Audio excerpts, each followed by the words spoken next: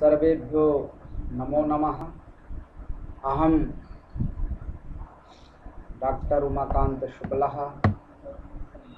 भवतां पुरतः लघु सिद्धांत कौमुद्याः पाठमादाय समुपस्थितोऽस्मि। पाठारम्भः स्यात् ततः पूर्वम् एकं मंगलश्लोकं प्रस्तौमि यथा अध्येतारः मंगलयुक्ताः स्युः।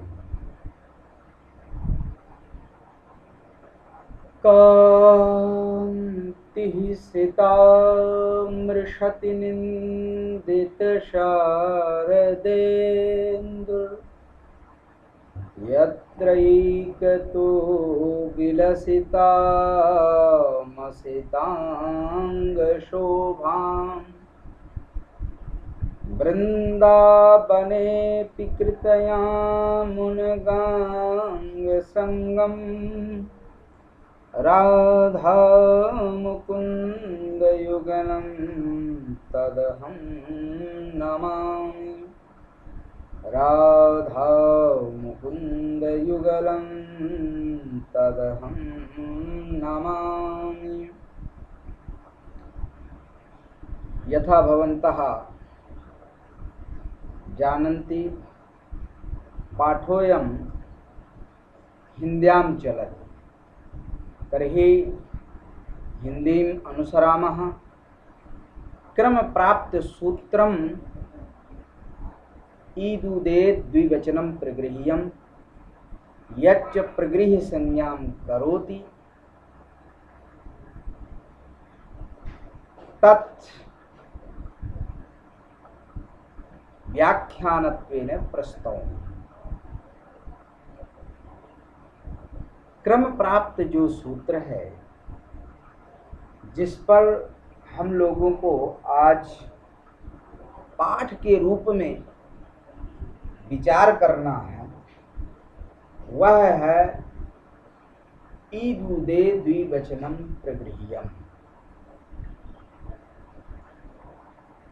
उसमें प्रथमांत पद ईदुदेत है। ठीक से समझिएगा, बहुत ही महत्वपूर्ण सूत्र है। उस प्रथमांत पद में समाहार द्वंद्व है। ईच ऊच एच एषां समाहारः इति ईदुदेत् द्विवचनं प्रगृह्य संज्ञकं भवति। तात्पर्य यह हो गया कि ईदुदेत् यह जो प्रथमांत पद है समाहार द्वंद्व युक्त, यह द्विवचन का विशेषण है। और जब व्याकरण शास्त्र में कोई विशेषणत्वेन होता है तो स्वाभाविक है सूत्र है एन विधिस् तदन्तस्य। उस सूत्र का मतलब है विशेषणम यत् तदन्तस्य बोधकम्। विशेषण जो होता है वह तदंत का उपस्थापक होता है। तो स्वाभाविक है ईदुदेत यह पद द्विवचन का विशेषणीभूत है। तदंत विधि कर दीजिए। ईदंत उदंत एदंत जो द्विवचन उसकी होती है प्रगृह्य संज्ञा। समझ में आई बात? फिर बोल देता हूं। ईदंत इसीलिए वृत्ति में लिखते हैं ईदुदेदंतम द्विवचनम प्रगृह्यम स्यात्। अर्थात ईदंत, उदंत, एदंत जो द्विवचन, उसकी प्रगृह्य संज्ञा होती है। पहले ही बता चुका हूं, प्रगृह्य संज्ञा का फल है पुलुत प्रगृह्या अचिनित्यम। इस सूत्र के द्वारा प्राप्त जो संधि, उस संधि कार्य का अभाव। समझ में आई बात? अब जो विचारणीय बात है वह यह है कि आप देख रहे हैं द्विवचन, तो द्विवचन क्या है? प्रत्ययबोधक पद हुआ।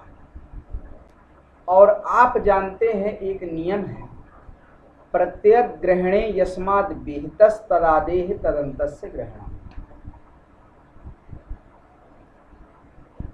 अर्थात इस परिभाषा के द्वारा जो प्रत्ययबोधक पद होता है वहां पर तदादि की उपस्थिति होती है, और तदादि का वह प्रत्ययबोधक पद क्या होता है? विशेषण होता है, और विशेषण है तो तदंत का उपस्थापक होगा। तो नियम के द्वारा तो यही समझ में आ रहा है कि यहाँ पर द्विवचन जो है द्विवचनांत ऐसा करके होना चाहिए, माने द्विवचनांत प्रगृह्य संज्ञक होता है, ऐसा अर्थ उपस्थित होना चाहिए। अर्थात ईदुदे दंतम यद्विवचनांतम तत्प्रगृह्यम स्यात्, यह अर्थ होना चाहिए। कोई माने स्वयं विचार करें।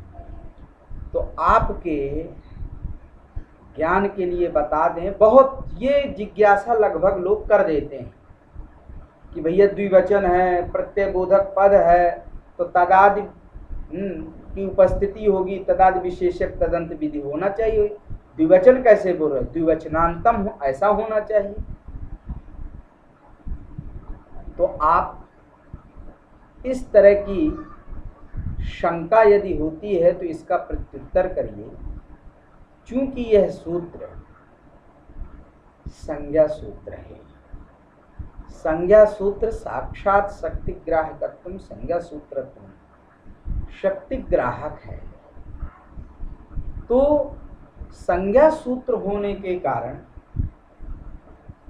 प्रत्यय ग्रहणे यस्माद् विहिता, इस परिभाषा की बाधिका भी परिभाषा है, संज्ञा विधौ प्रत्यय ग्रहणे तदंत ग्रहणम नास्ति। यह क्या है? संज्ञा सूत्र है, संज्ञा विधि है। तो निश्चित रूप से यहाँ पर क्या है? द्विवचन की प्रगृह्य संज्ञा हो रही है। तो ध्यान रखिएगा, संज्ञा निष्ठ विधेयता निरूपित साक्षात उद्देश्यतावच्छेद का क्रांतत्व द्विवचन में ही है। तो वह द्विवचन तदादि विशेषक तदंत का उपस्थापक नहीं होगा। जब नहीं होगा तो जो कोई यह कह रहा था कि ईदुदे दंतम यद्विवचनांतम तत्प्रगृह्यम स्यात्, यह अर्थ होना चाहिए, यह निश्चित रूप से ठीक अर्थ नहीं है, इष्ट अर्थ नहीं है। प्रथम जो हमने बताया था कि ईदुदे दंतम द्विवचनम प्रगृह्यम स्यात्, यही सिद्धांत रूप से अर्थ होना चाहिए। अर्थात द्विवचन द्विवचनांत अर्थात तदादि विशेषक तदंत का उपस्थापक नहीं हो सकता, क्योंकि उसकी बाधिका परिभाषा संज्ञा विधौ प्रत्यय ग्रहणे तदंत ग्रहणम नास्ति, इसके द्वारा उसका बाध हो जाता है। तो स्वाभाविक है, जब बाध हो गया तो यहाँ पर द्विवचन द्विवचनांत ऐसा अर्थ का उपस्थापक नहीं हो पाएगा। और इतने नहीं, अगर ऐसा अर्थ करते हैं तो और दोष भी है। कुमार्यगारम, कुमार्योरगारम एक प्रयोग है, आप वहां षष्ठी समास करिए तो कुमारी है, अगारम है, समझ रहे हैं? कुमारी है, अगारम है। यहां पर ईदंत कौन है? कुमारी है। और प्रत्यय लक्षण करेंगे तो ओस आएगा, तो स्वाभाविक है वह द्विवचनांत भी हो गया प्रत्यय लक्षणत्व में। तो होता यहाँ यण है, लेकिन यदि तदादि विशेषक तदंत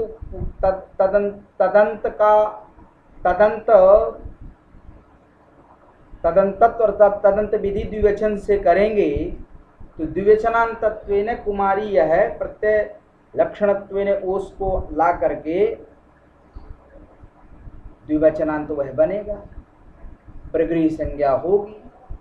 कुमारी अगारम में कुमारी को प्रकृति भाव हुआ तो यण नहीं हो पाएगा। बनता कुमारी अगारम है, यण होता है, लेकिन यदि ऐसा अर्थ किए तो यह दोष है। इसलिए द्विवचन से जो है तदादि विशेषक तदंत विधि नहीं कर सकते। निषेध तो है ही और इसके बाद दोष भी है, तो यह भी जाने रहिएगा। तो इस तरह की आपत्तियों के कारण ही द्विवचन प्रत्ययबोधक होने पर भी यह तदंत का उपस्थापक नहीं होगा, समझे? और जो अर्थ ईदुदे दंतम द्विवचनम प्रगृह्यम स्यात्, जो अर्थ बताए हैं वही अर्थ होगा, उसके अलावा दूसरा अर्थ हो वो वाला आप जो है नहीं कर सकते हैं, समझ रहे हैं? और जब आपने ईदुदे दंतम द्विवचनम, तो ईदंत उदंत अथवा एदंत द्विवचन ओस नहीं है, वह शांत है। इसलिए वहाँ पर जो सिद्धांत रूप से स्वीकृत अर्थ है वो अर्थ करते हैं तो दोष नहीं आता है। यह बात हो जाती है। अब एक बात और है महत्वपूर्ण कि ईदुदे दंतम द्विवचन माने ईदाद्यंत जो द्विवचन वह उसकी प्रगृही संज्ञा होती है। एदंत द्विवचन तो जैसे पचेते इमौ है, तो एदंत द्विवचन एते हुआ, ठीक है? एदंत द्विवचन पचेथे इमौ, पचेते इमौ, अरे पचेथे युवाम, ऐसा करके पचेते इमौ, तो मान लीजिए उसको छोड़िए, तो पचेते इमौ इसमें तो कोई समस्या है ही नहीं, उसको रहने दीजिए। पचेते इमौ यहाँ पर एते क्या है?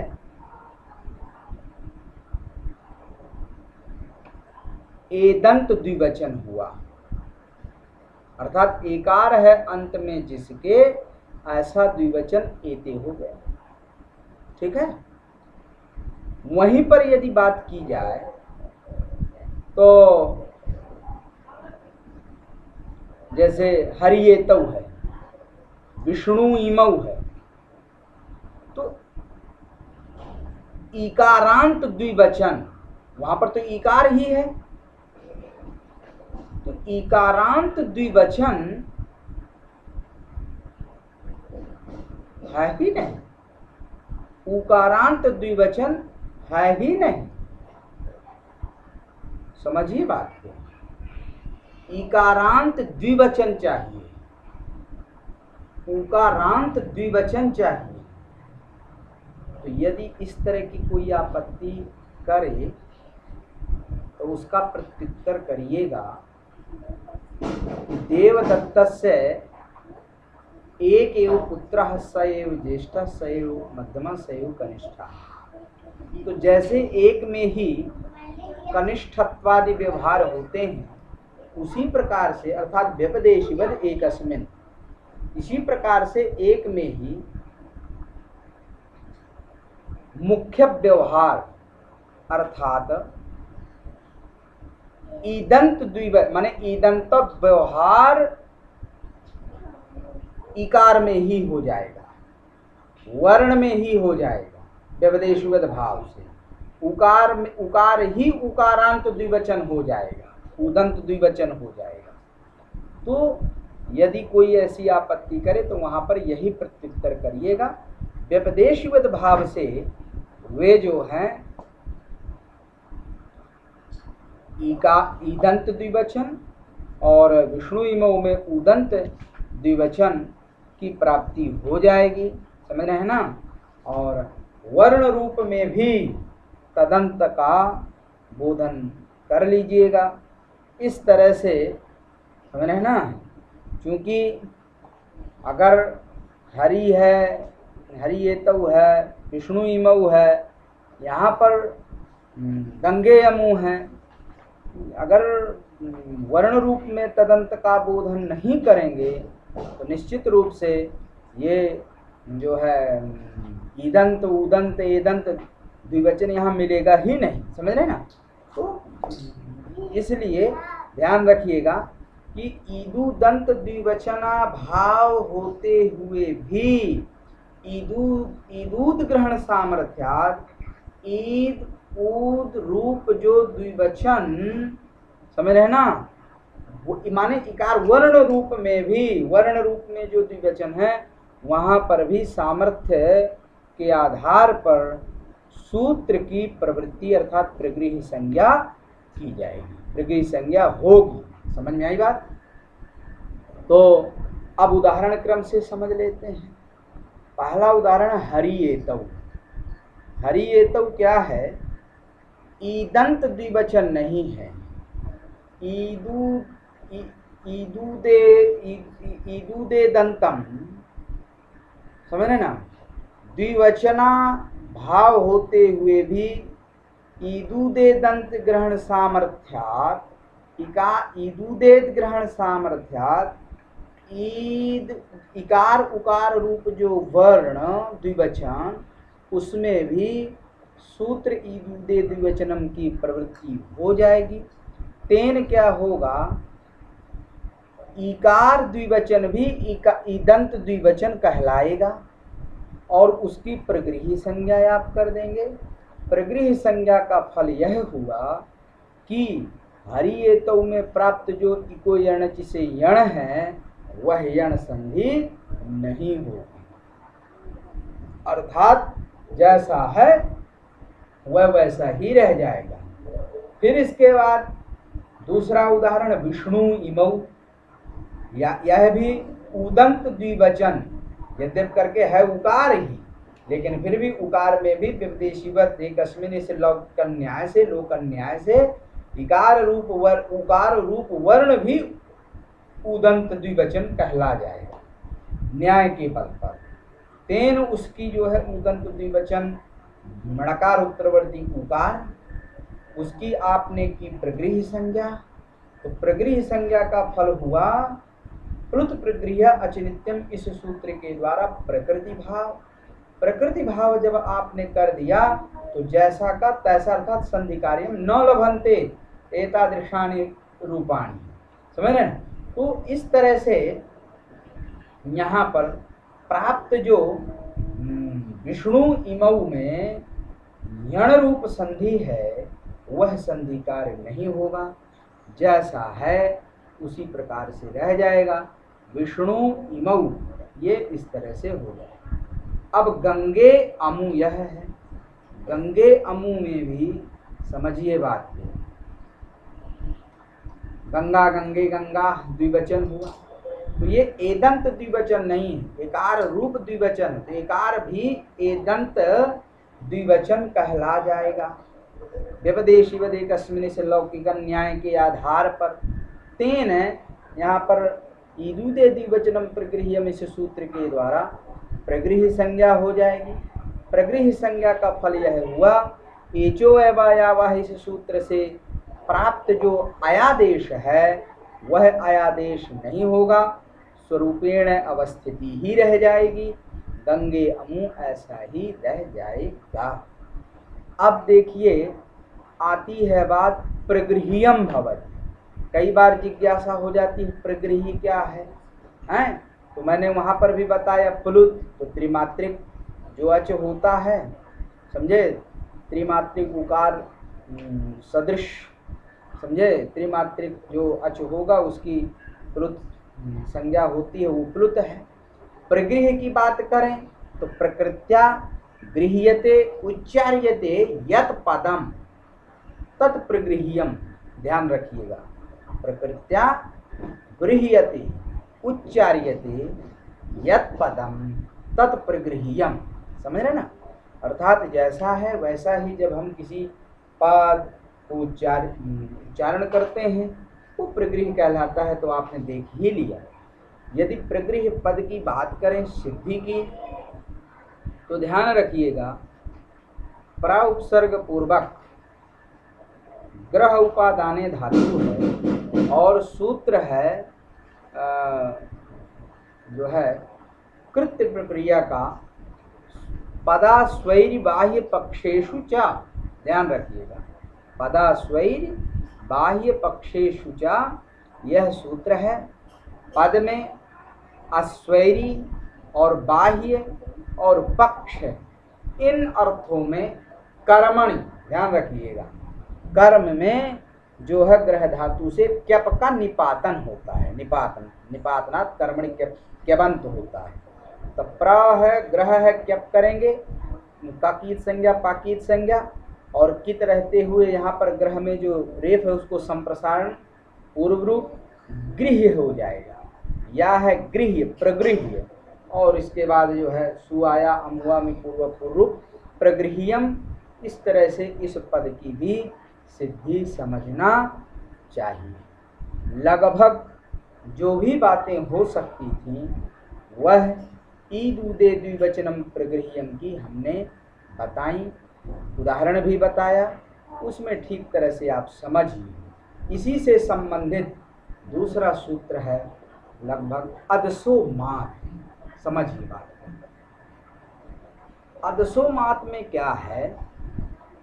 वृत्ति है अस्मात् पराविदूतौ प्रगृह्यौ अस्तः। ठीक है ना? अर्थात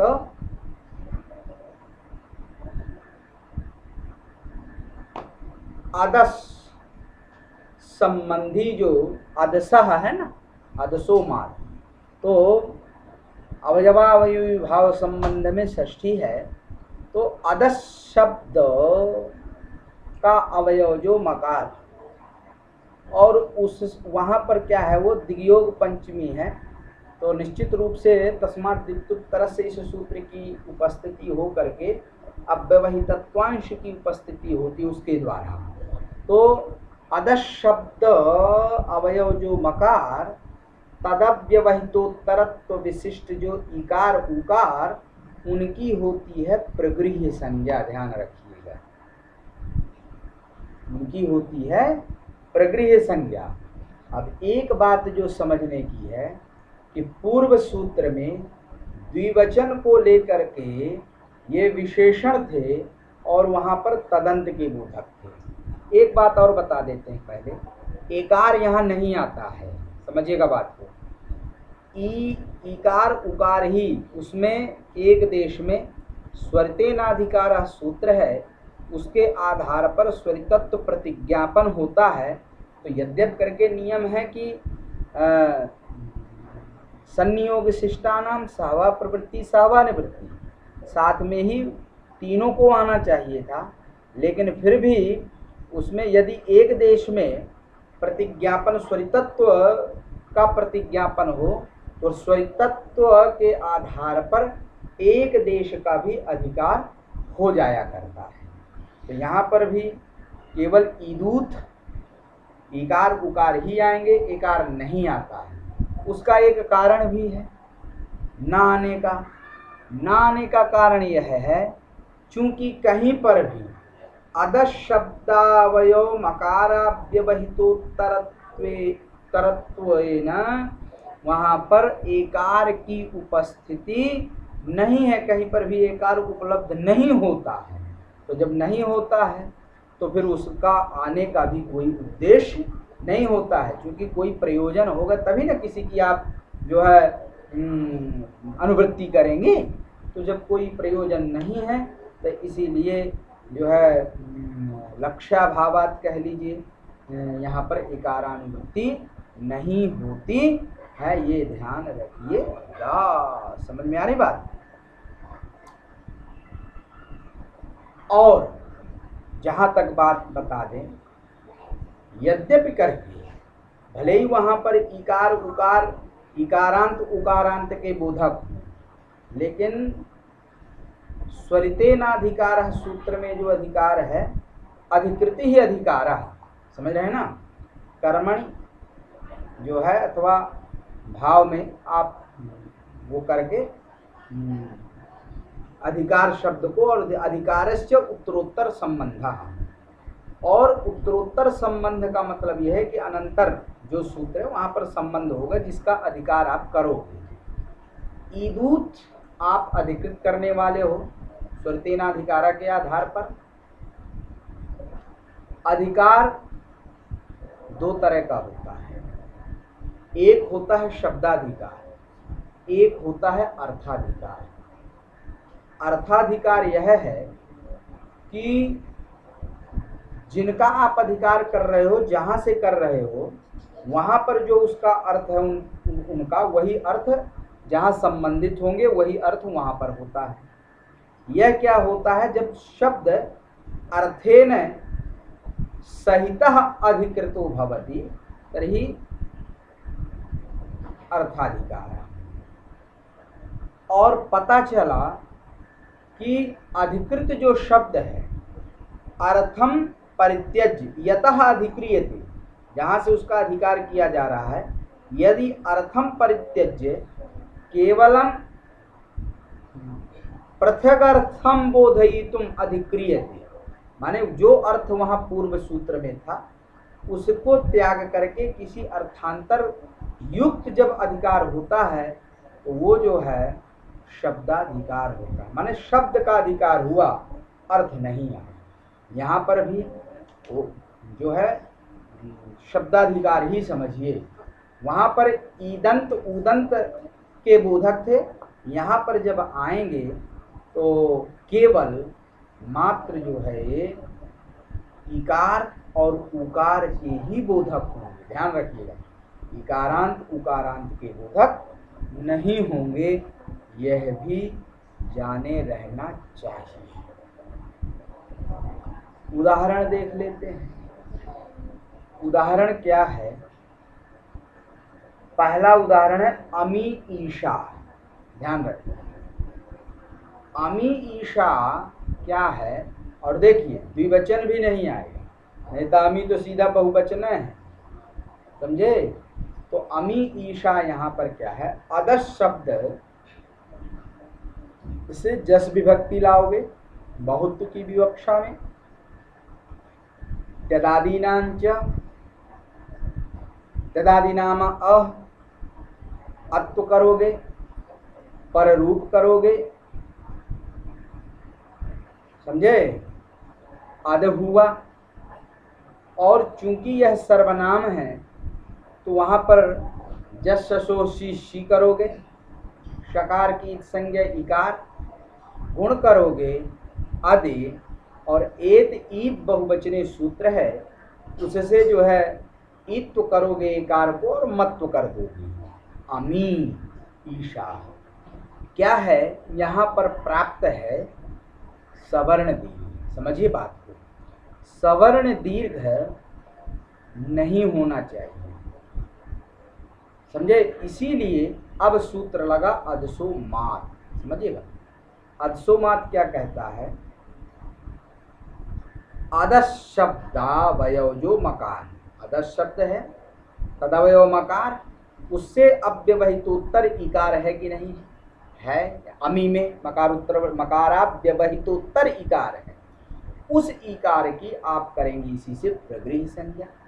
प्रगृह संज्ञा हो गई तो प्लुत प्रगृह्य नित्यम इस सूत्र के द्वारा प्रकृति भाव कर दिया जाएगा।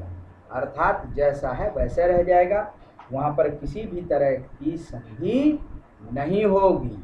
तो अमी ईशा प्राप्त जो सवर्ण दीर्घ अका सवर्णीय दीर्घा के द्वारा वह सवर्ण दीर्घ नहीं होगा, उसी तरह रह जाएगा। समझ में आ गई बात है?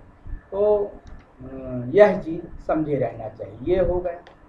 अब जो उदाहरण आता है वह यह है, राम कृष्णा वमु आसाते, यह उदाहरण।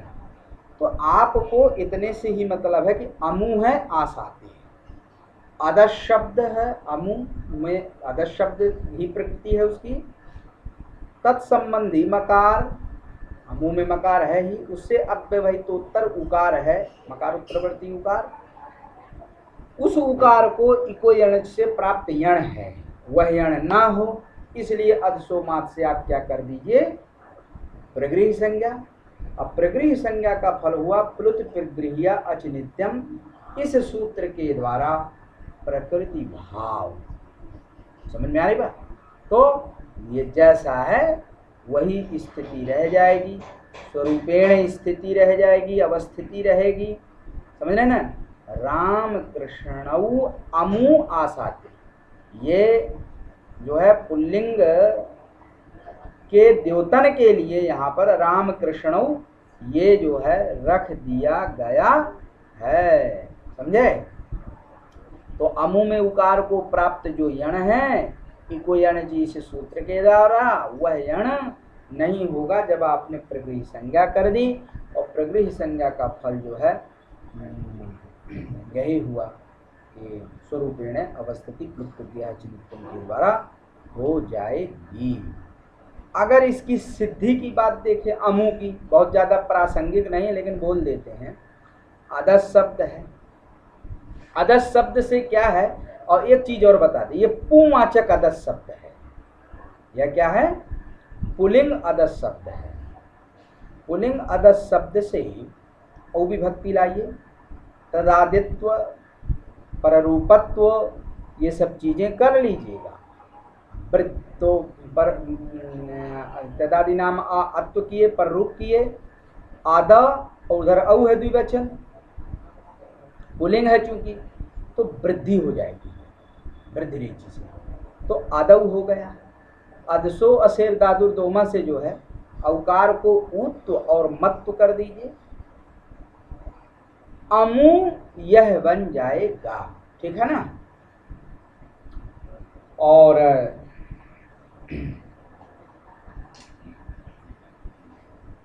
यदि आप कहें कि भैया ये तो उकार यहाँ पर लाने की कोई बात है नहीं, चूंकि ईदुदे द्विवचनम प्रगृह्यम से ही ये तो जो है व्यवदेशवद भाव ने उदंत द्विवचन हो ही जाएगा, तो फिर इसके लिए उकार की अनुवृत्ति क्यों किए? तो यहाँ पर ये कहिएगा कि ईदुदे द्विवचनम प्रगृह्यम, इस सूत्र की जब यहाँ पर प्रगृह संज्ञा करने के लिए प्रवृत्ति होगी तो उसकी दृष्टि में ये क्या होगा, उत्तमत्व असिद्ध हो जाएगा। तो वहाँ पर औकार दिखाई देगा, वह जो है उदंत द्विवचन नहीं हो पाएगा। अब आपके मन में जिज्ञासा होगी, तब तो गुरुजी अधसोमात की भी दृष्टि में वो असिद्ध है। तो आरंभ सामर्थ्य ध्यान रखिएगा, अधसोमात की दृष्टि में उत्वमत्व असिद्ध नहीं होगा, यही दोनों का अंतर है। इसीलिए यहाँ पर अमु आसाते यह वाला माने पुलिंग द्विवचन दिया गया है। अन्यथा की स्थिति में स्त्रीलिंग और नपुंसक में दोनों में ही ये शब्द यहाँ ये भी रूप जो है वहाँ पर भी ये आपको मिल जाता, दोनों में एक ही रूप बनता। ध्यान रखिए, माने अमु यहाँ पुल्लिंग द्योतन की, चूंकि तीनों लिंगों में एक ही रूप बनेगा अमु अमु, तो पुल्लिंग जो राम कृष्ण जो यहाँ पर दिया, जो संबंध दिखाया दोनों का, यहाँ पर उल्लेख किया, उसका उद्देश्य यही था कि पुल्लिंग में ईदुदे द्विवचनम के द्वारा काम नहीं चलेगा। स्त्रीलिंग में जहाँ तक बात रही तो अन्य देता, चूंकि असिद्ध होगा तो मान लीजिए जैसे वहीं की ले लीजिए द्विवचन बनेगा तो तीनों लिंगों में अमु ही।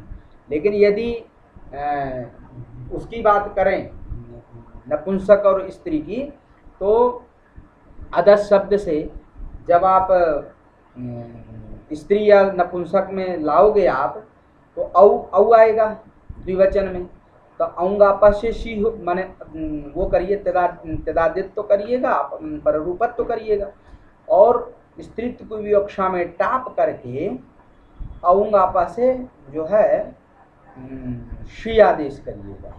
आई मिल करके गुण हुआ अदे और उत्तमत्व होगा अमु। तो जब वहां पर उकार असिद्ध होगा माने उत्तमत्व तो एकार दिखाई देगा, तो एदन तत्व माने एदंत द्विवचनत्वेन वहां पर द्विवचनम प्रक्रियम से काम चल सकता था। इसी प्रकार से नपुंसक में भी नपुंसकाच्य से शी कर दोगे आप तो वहां पर भी अदे उत्तमत्व असिद्ध होगा तो भी एदंत द्विवचन वहां पर भी मिल जाएगा। ईदुदे द्विवचनम प्रक्रियम से काम चल सकता है, लेकिन पुल्लिंग में जो अमु है वहां पर काम नहीं चलेगा। इसी चीज को बताने के लिए राम कृष्णौ इनका समव्यवहार दिखाया पुल्लिंग। समझ में आ रही बात ना? तात्पर्य यह हो गया, यह कोई जो कह रहा था कि नहीं उसी से काम चल जाएगा ईदुदे द्विवचनम प्रक्रियम से, ऐसी बात नहीं है, ऊत को लाना ही पड़ेगा। समझ में आ रही है? तो उकार की अनुवृत्ति करनी ही पड़ेगी, ये ध्यान रखिएगा। और अगला जो प्रत्युदाहरण देते हैं मात किम, कहते हैं सूत्र में अदस्सो मात लिख रहे हैं, तो मात क्यों कहते हो भैया? समझे? सो अदस संबंधी इकार उकार एकार, तो कहा भैया ऐसा है तो अगर मात हटाओगे तो मात के कारण ही यह होता है कि मकाराव्यवहितोत्तर इकार उकार इकार नहीं मिलता है। अब आप जब मात हटा दोगे तो अदस संबंधी इकार उकार जैसे हैं उसी प्रकार से एकार भी मिल जाएगा। उदाहरण है अमुके धन अत्र। अमुके धन अत्र में अदस शब्द से अकच प्रत्यय हो करके वह अमुके बना। तो कहना यह है, ध्यान रखिएगा कि अदस संबंधी इकार तो मिल ही गए, और जब मात रखते हो तो अदस संबंधी जो मकार उससे अव्यवहितोत्तरत्व संबंधेन एकार होना चाहिए। उकार का व्यवधान है, अव्यवहितत्वेन वहां पर एकार नहीं मिलता है, इसीलिए प्रगृह संज्ञा नहीं हुई। अब प्रगृह संज्ञा नहीं हुई तो प्रकृति भाव नहीं हुआ। हुआ क्या? अत्र है एक जो है एंगह पदांतादति से पूर्व रूप होता है वहाँ। यदि यह मात नहीं रखेंगे तो वहाँ पर पूर्व रूप नहीं होगा, अपितु इसी सूत्र के द्वारा प्रगृह संज्ञा होकर के प्लुत प्रक्रिया नित्यम से पूर्व रूप जो संधि कार्य है वह संधि कार्य नहीं हो पाएगा। इसी आपत्ति का वारण करने के लिए मात ग्रहण किया गया है। तो आज के लिए इतना ही। सभी लोग स्वस्थ रहिए और निश्चित रूप से